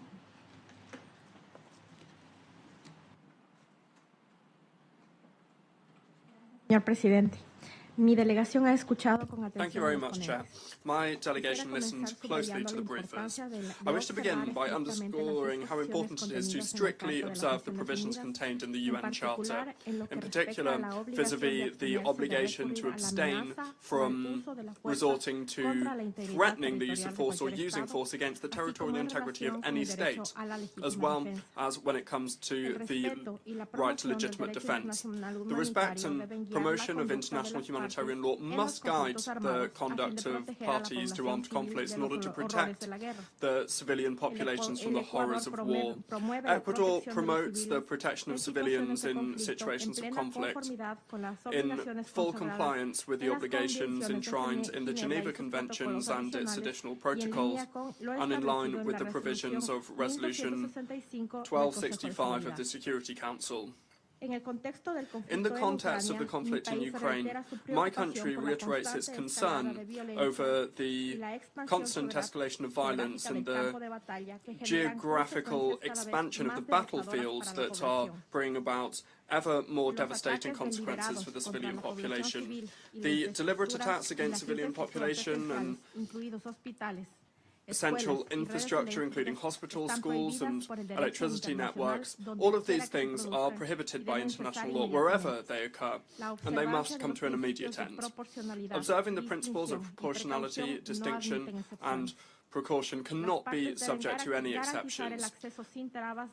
The parties must guarantee access, unhindered access to humanitarian aid to the most affected areas by the conflict and protect humanitarian personnel in conformity with Resolution 2730 of the Security Council. Furthermore, it's essential for the parties to act with the highest sense of responsibility and avoid any action that imperils the safety and security of nuclear plants in Russia and Ukraine in order to avoid a humanitarian and environmental disaster, a massive humanitarian and environmental disaster. Following a decade of conflict in the east of Ukraine and close to 1,000 days since the invasion of that country, this war continues to cause huge human suffering and undermines global stability. It's precisely when the principles of international law and the UN charters are undermines that the international community faces the consequences that we today are deploring. Ecuador urges for efforts to be ramped up towards de-escalation and an end to hostilities. We reiterate our appeal to put an end to violence and to return to dialogue and diplomacy, to return to peace in the framework of the respect of the territorial integrity and political independence of Ukraine, in line with the UN Charter and with international law. Thank you very much. Now I give the floor to the United States. Colleagues, misconduct of armed forces in conflict and violations of international humanitarian law are important topics. Those issues are not what this meeting is about. Russia called this meeting another futile attempt to draw our attention away from its crimes and to give Russia's enablers rhetorical cover. Russia's disinformation falls flat, considering Russia's forces are killing and injuring tens of thousands of Ukrainian civilians, torturing and sexually assaulting Ukrainian prisoners of war, killing illegally detained Ukrainian journalists, and systematically destroying Ukraine's energy and food production.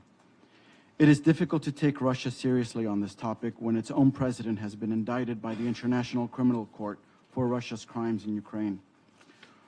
Russia could end this war tomorrow and obviate this issue. These are the facts. Russia in 2014 invaded and illegally attempted to annex Crimea, an integral part of Ukraine. Russia launched a full-scale invasion of Ukraine in 2022. Russia, not Ukraine, not the West, started this war of aggression. All the injuries, death, and destruction to Ukrainians and to Russians are the direct result of the Kremlin's decisions. Before its invasions, Russia messaged for many years, falsely, it had a right to dictate to Ukraine about its domestic laws, about Ukraine's international partnerships, and even to pick Ukraine's leaders. Russia invaded Ukraine because it could not have its way, and because Putin could not accept the outcome of Ukraine's democracy. Colleagues, what Russia is doing in calling this meeting is attempting to distort this history and to give some countries rhetorical cover to justify their irresponsible support to Russia and its ongoing crime of aggression. To any country lending such support, including by standing aside and disingenuously claiming neutrality, or by echoing Russia's false justification for its invasion, you are harming everything this institution champions and making the world less safe. No country can claim to be neutral while offering Russia diplomatic cover and material support. In that regard, we urge our colleagues from China to reconsider using language that echoes Russia's false justification for violating the UN Charter and Ukraine's sovereignty. There is no legitimate security concern that could ever justify the horror of Russia's atrocities in Ukraine or Russia's illegal land grab. We call on China to reassess its material support to Russia's war industrial base, which is directly enabling Russia's aggression in Ukraine and prolonging this war. We call on China to help us end this war by stripping Russia of the means to wage it.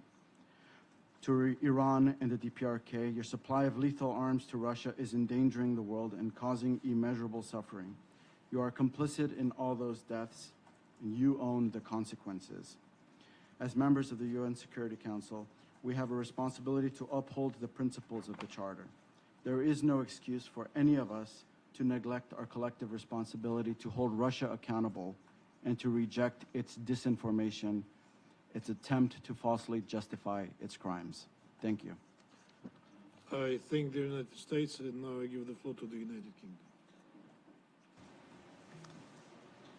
Kingdom. Chair, it has been said by many before me today that we are once again witnessing Russian hypocrisy in calling this meeting today. If Russia would like to discuss systematic violations of international humanitarian law, let us remind them of the realities of this war. Russia chose to violate Ukraine's territorial integrity and the UN Charter 10 years ago when it illegally annexed Crimea, and again when it launched a full-scale invasion into Ukraine in 2022. Russia terrorizes civilian populations in the territories of Ukraine it illegally occupies. This includes continued cases of arbitrary detention, sexual violence, and patterns of torture, as documented in the most recent update of the Independent International Commission on Inquiry. According to the UN Human Rights Monitoring Mission's latest report, Russia is systematically torturing and mistreating Ukrainian prisoners of war. And Russian forces executed 16 Ukrainian service members in Pokrovsk earlier this month. And finally, Russia is responsible for September seeing the highest number of Ukrainian civilian casualties this year, as reported by the UN. And this is on top of the systematic and deliberate attacks on Ukraine's energy infrastructure, which has put thousands of civilians at risk. These violations of IHL stem from one source: the greed and imperialist ambition of President Putin. Russia must withdraw its forces. The UK will never falter in our support for Ukraine for as long as it takes. I thank United Kingdom, and I now give the floor to Algeria.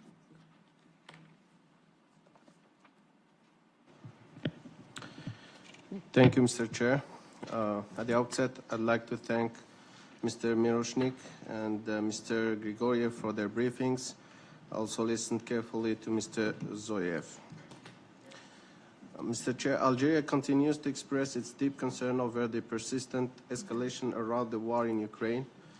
This escalation is unfortunately causing the loss of innocent civilian lives, injuries, displacement, and the destruction of critical civilian infrastructure in both Ukraine and Russia. Every day is regrettably another day of violence, of destruction, another day when the only sound we hear is the one of war, when we are all calling for peace. From the very beginning, Algeria has always called on the parties to strictly abide by their obligations under international law, including international humanitarian law. Targeting civilians and civilian infrastructure is prohibited by international humanitarian law and should be avoided under any circumstances. Algeria also repeatedly called on the parties to exert calm and restraint, favor de-escalation over escalation, give a chance to dialogue over violence, and choose diplomacy over confrontation. Against this backdrop, I'd like to make the following points. First, we reiterate our call to both parties to end the hostilities, leaving no room for further escalation or confrontation. The rules and principles of international law, including IHL, should be upheld. Second, the suffering of civilians need to be alleviated as soon as possible without any distinction or discrimination. Everyone has the right to live in peace and prosperity. 3, inclusive and constructive dialogue and diplomacy should be given a real chance to deliver. This conflict can only be resolved through genuine negotiations away from polarization. 4, a just and lasting peace needs to be built on the purposes and principles of the UN Charter. The legitimate security concern of both parties should also be taken into consideration. Finally, Mr. Chair, the international community needs to double its effort toward creating favorable conditions for such a dialogue and promoting a peaceful political solution to swiftly end this war and focus on a prosperous future in the region. I thank you. I thank Algeria, and now I give the floor to Mozambique.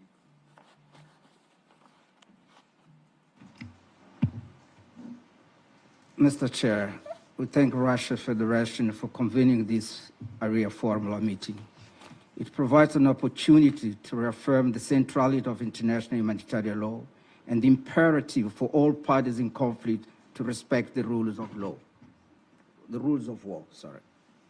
We also thank the contribution of the briefers and the touching testament of the interviewed citizen. Mr. Chair, recent events in conflict zones around the world reveal a troubling pattern of international humanitarian law violation. Egregious acts targeting the civilian infrastructure, devastation, deliberate use of everyday tool to inflict indiscriminate harm. All these demand an urgent and unified response from the international community, including the Security Council. Conflicting parts must be held to a minimum standard of humanity. Prohibition against rape, torture, hostage-taking, reprisals, and summary execution of prison of civil are absolute. Even similar action by the opposing side cannot justify their approach. Military commanders and political leaders must restrain their own forces from committing atrocities. Fighters serving their leaders and countries must recognize the shared humanity in their opponents to be able to transition from battle to extending humanitarian care to wounded enemies. This is a noble gesture that distinguishes soldiers from terrorists. International humanitarian law and the laws of war are supported by a series of international frameworks, including the Rome Statute of International Criminal Court, the Convention Against Torture, the African Charter on Human and People's Rights, and the protocol relating to the establishment of Peace and Security Council of the African Union. These vital frameworks not only define acceptable conduct in armed conflicts, but also provide mechanisms for accountability when these laws are violated. Inaction or selective enforcement sends a dangerous message to the world that the rules of war are optional and the suffering of civilians go unpunished.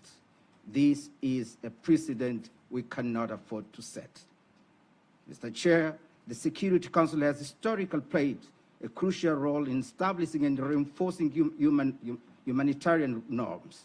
It must continue to impartially hold all culprits accountable, regardless of political interest or strategic consideration, ensuring that international humanitarian law remains a protective shield for civilians trapped in the horrors of war, especially in today's challenging time.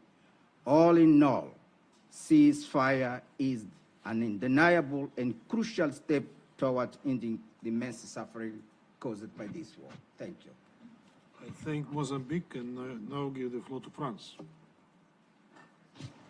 Merci. Chers collègues, Thank you, dear colleagues. France has resigned itself to participate in this umpteenth information mission organized by Russia. Just to send you a simple message, the lies that they are using to try and justify the atrocities that they're committing in their war against Ukraine. Now, in light of this scandalous maneuver, we must look at the facts that have been established by the competent bodies of the United Nations. The General Assembly has called out 7 times Russian Federation's violation of the UN Charter. The Human Rights Council set up an international commission of inquiry, an independent one, on Ukraine that has documented the systematic violations by Russia and the use of torture and indiscriminate attacks against civilians. The International Court of Justice has ordered on the 16th of March 2022 that the hostilities by the Russian Federation in Ukraine be immediately suspended. In order to investigate the allegations of commitments at the OSCE, France, alongside several other states, has 4 times invoked the Moscow mechanism. This has allowed independent experts to document the actions committed by Russia and Belarus in the context of the war of aggression against Ukraine, including the deportations of Ukrainian children by Russia. France continues to work with its partners for a return of the Ukrainian children snatched from their families that sometimes have to travel all around Europe in order to be able to return home.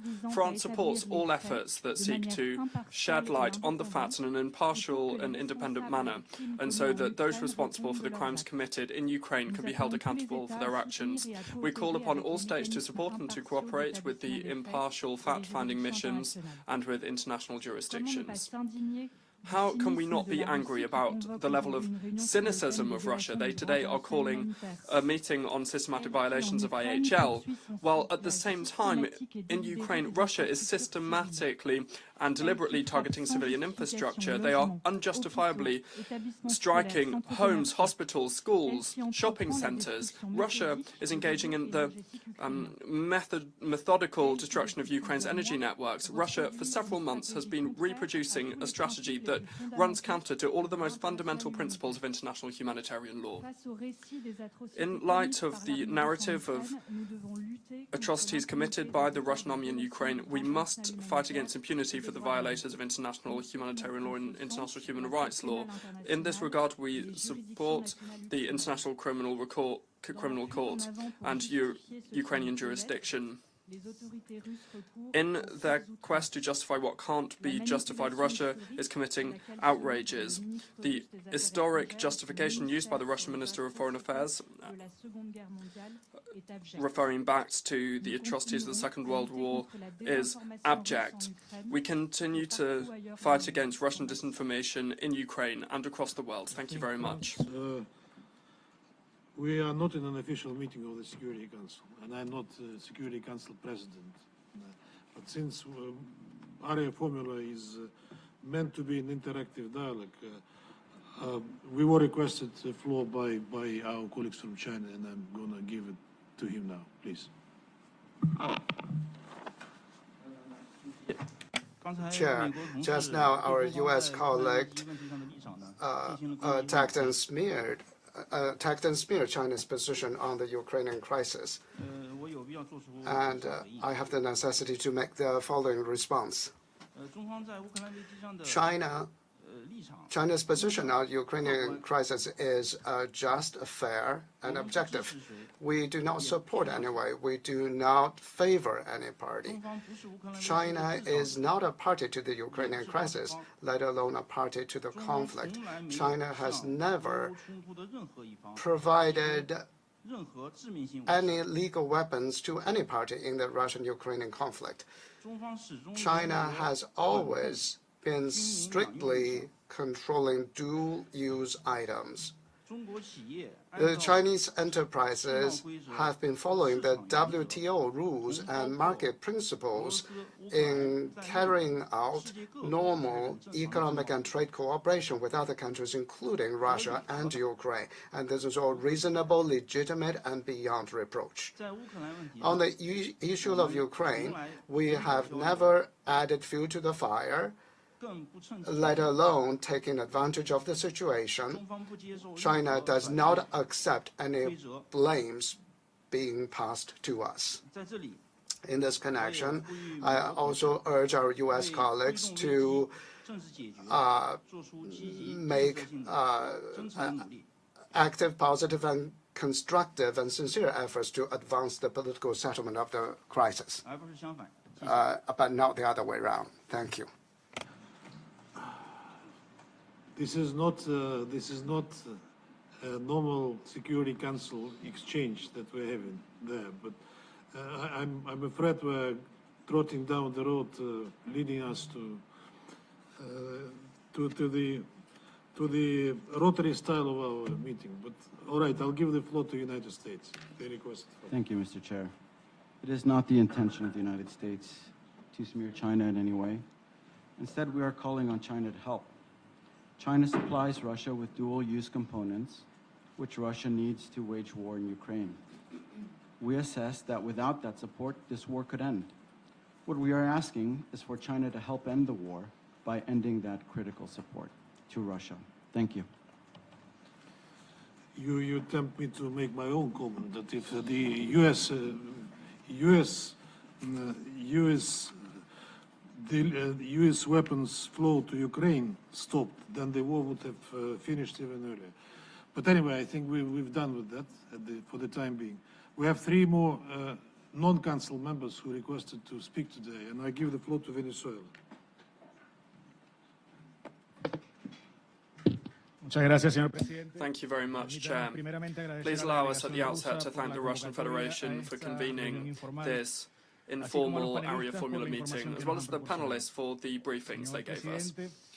Chair, any armed conflict must be rejected and condemned because it causes huge suffering for entire societies, their civilian populations, in particular for the most vulnerable. In a case like the one that we're meeting to discuss today, multilateralism plays an essential role, and in this regard, the UN has a huge amount of work ahead of it. The fact is that in cases of conflict, the role of our organization is to return everyone to the path of diplomacy for a peaceful resolution. This is our obligation today. That is, to blaze a trail that leads to the end of escalations, to avoid shock between large powers that leads us to the point of no return. Chair, the incursion of Ukrainian forces into the Kursk region within the territory of the Russian Federation affected the civilian population. This turns it into an intolerable act and a possible war crime. Even more serious than that, we are seeing an aggression that is only contributing to increasing tensions on the ground and in no way is helping to create the conditions required to move forward to lasting peace.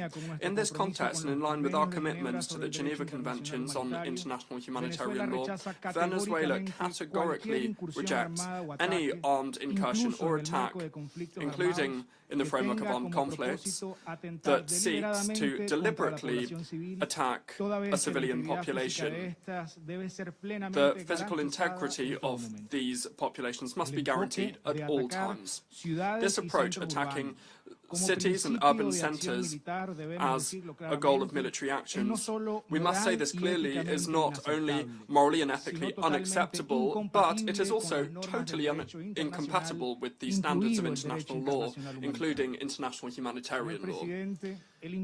Chair, the increase in international tensions exacerbated by extra-regional actors is something that could lead the current situation in Eastern Europe to an escalation, even a nuclear conflict with catastrophic consequences. We must always opt for political negotiations as the only way to reverse the situation we find ourselves in. The solution to the conflict requires a genuine international commitment to peace, a commitment against violence and against other forms of pressure, like the implementation of unilateral coercive measures or the manipulation of the mechanisms of international justice.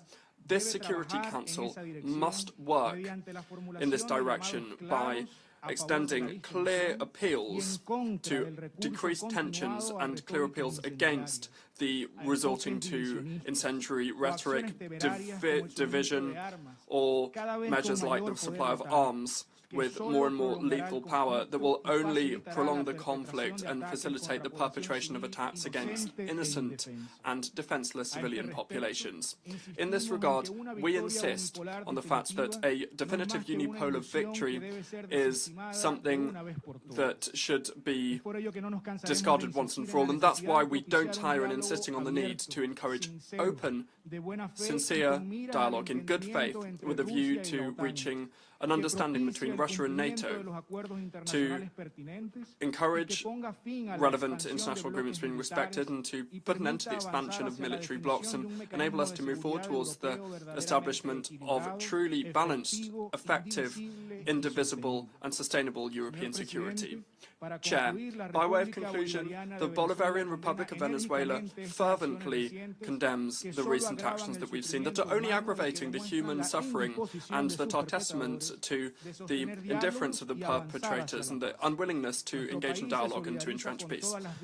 We show solidarity with the victims recently attacked in the region of Kursk, and we align with the international appeal to bring the perpetrators to the international justice systems and to engage in actions to decrease tensions, to stop confrontation and to enable a comprehensive and sustainable solution that takes account of the legitimate concerns, including security concerns. Thank you very much, Chair. Thank Venezuela. Now I give the floor to the Democratic People's Republic of Korea.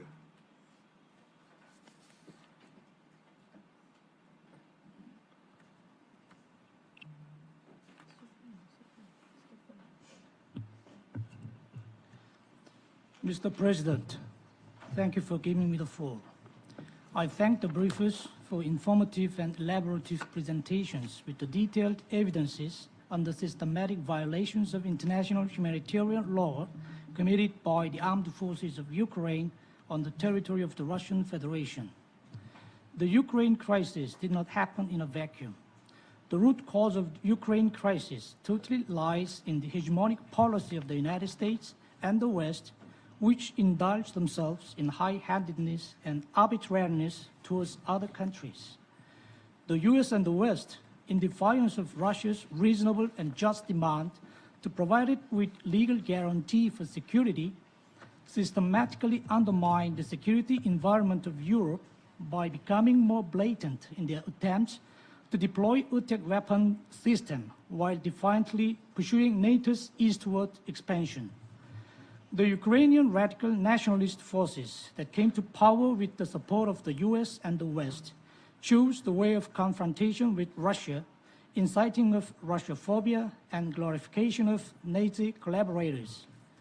In August, the armed forces of Ukraine, which launched an armed invasion of the inviolable territory of Russia, have been committing an extremely grave terrorist crime of killing many peaceful civilians and targeting the civilian infrastructures.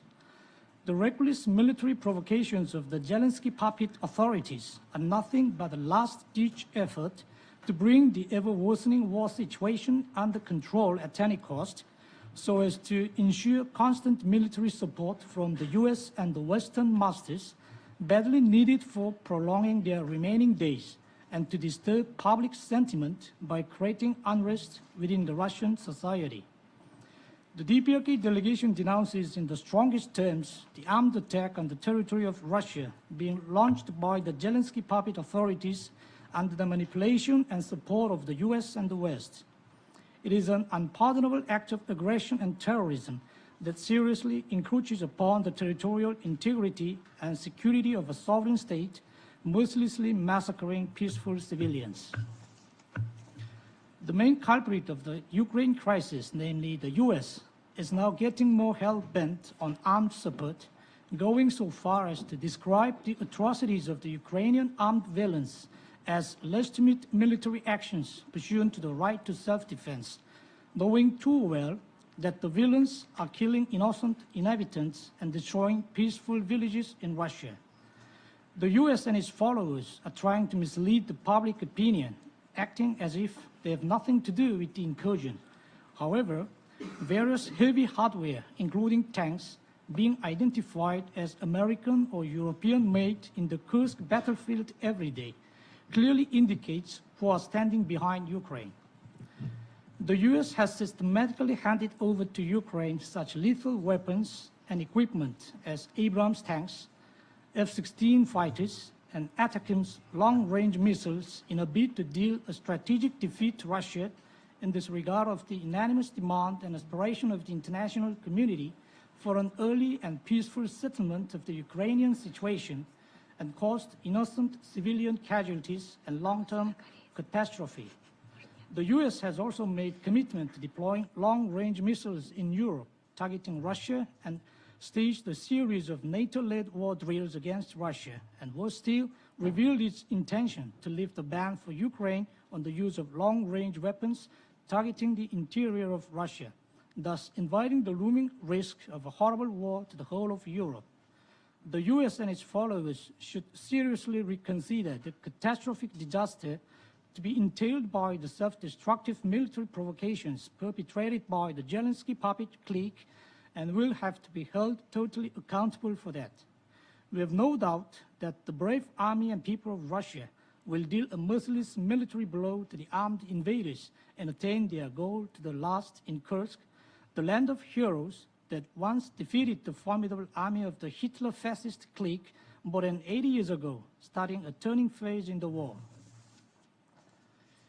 With regard to the accusations against the DPRK, they are nothing but dirty maneuvers of the US and its followers to disguise their crimes to instigate the protraction of Ukraine crisis by supplying Ukraine with all kinds of lethal weapons prohibited by international law, including cluster bombs. The provision of lethal weapons prohibited by international law to Ukraine brings light once again their true colors as the destroyers of peace, that regard aggression and massacre as their national policy and way of existence. The US and the West must be held accountable for the intentional prolonging of the Ukraine crisis and causing a large number of civilian casualties and a huge damage on civilian infrastructure. If there is such a thing of the... thank you, Mr. Chair.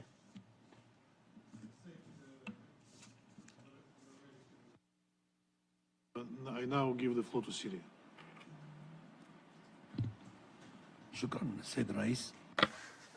Thank you, Chairman. At the outset, I would like to thank you for organizing this Arria-formula meeting to highlight the violations of international humanitarian law and to consider the suffering of civilians in conflict zones. And this suffering is often ignored. In this regard, I would like to thank the briefers for their interventions. Mr. Chair, when we look at what is happening in Ukraine today, we must consider what is happening also in other conflict zones around the world. Over the past few years, before this coup, and with utter disregard to Security Council resolutions, the Ukrainian authorities perpetrated endless violations of international humanitarian law in Donbass against civilians. This has led to many casualties among civilians that had nothing to do with the fighting. In August of this year, the Ukrainian forces launched an attack against Kursk region, and they perpetrated a number of crimes against civilians in that region in blatant disregard of international humanitarian law. It was evident from the briefings that we have listened to today that the Ukrainian forces even targeted hospitals and schools. They targeted people's vehicles. They looted Russian villages, and they shot civilians in their homes as they were trying to flee, despite the evident civilian nature of these individuals. They even ignored the basic requirements of international humanitarian law, including proportionality, caution, avoiding arbitrary shooting or targeting civilian objects. We must also remember the incitement and provocations from Western countries and NATO. This has led to increasing tensions between the two countries, to further hate speech against Russia and the targeting of its national security. Mr. Chairperson, insisting on worsening the conflict, on worsening the humanitarian condition. This has always been the policy of the West and NATO in this regard. These countries disregarded the inhumane violations against the Donbass population for years. They ignored the violations in the Kursk assault. They ignored the fact that they have incited against Russia in international fora. In conclusion, selectivity in implementing international law, which was made apparent in the policies of the Kiev regime and its Western backers, this will not serve peace and achieving justice. And this also applies to their suspicious attempt to cover up the violations perpetrated by Israel against civilians in Gaza, in the Gaza Strip and the West Bank, and their targeting of civilians in Lebanon and Syria. These countries continue to try and legitimize terrorist groups in Syria. They even coordinate with these terrorist groups in order to spread chaos. I thank you, Mr. Chairman. I thank Syria. Dear colleagues, we came to the end of our meeting. Before we adjourn, I'd like to make a few brief points. You have heard today extensively from our briefers, and you have seen the revelatory footage convincingly demonstrating the real intentions of those who have been orchestrating the reckless incursion by the Ukrainian armed forces and their numerous outrageous atrocities. Colleagues, we hope that unbiased first-hand information about crimes committed by the armed forces of Ukraine against civilians in the Kursk region and other territories of the Russian Federation in violation of international humanitarian law, supported by conclusive evidence that we have presented today, will help you to form your own impression of who we are really dealing with. All of these facts prove the genuinely terrorist nature of the Kiev regime. We thank delegations for participating in their statements. My special ironic thanks go to those delegations who came as usual with their written script, which frankly is not worth commenting, and I will not dwell on the genesis of this crisis, on who started this war, on who helps to sustain and continue it, nor on the narrative we constantly hear. What really puzzles me, and not just me, I'm pretty sure about it, is that these delegations have completely ignored what they saw and heard today. And that is perhaps one of the reasons why the Security Council is losing its reputation, because some are unwilling to accept evident reality and prefer to indulge in hypocrisy. For those of you who still retained the ability to hear and absorb information, I would like to send one message. The cardinal difference between the Russian armed forces and armed forces of Ukraine is that the Russian military do not engage in war and wage the war on civilians. While, as we saw today, the Ukrainian neo-Nazis, they excel in it. I would like to reiterate that evidence of the cruel crimes of the armed forces of Ukraine and foreign mercenaries against the peaceful population of the Russian regions is properly collected and is being processed by Russian investigative bodies. It is our common task to condemn these criminal actions, punish their perpetrators, and to take joint and concerted efforts to prevent them from happening in the future. I thank you.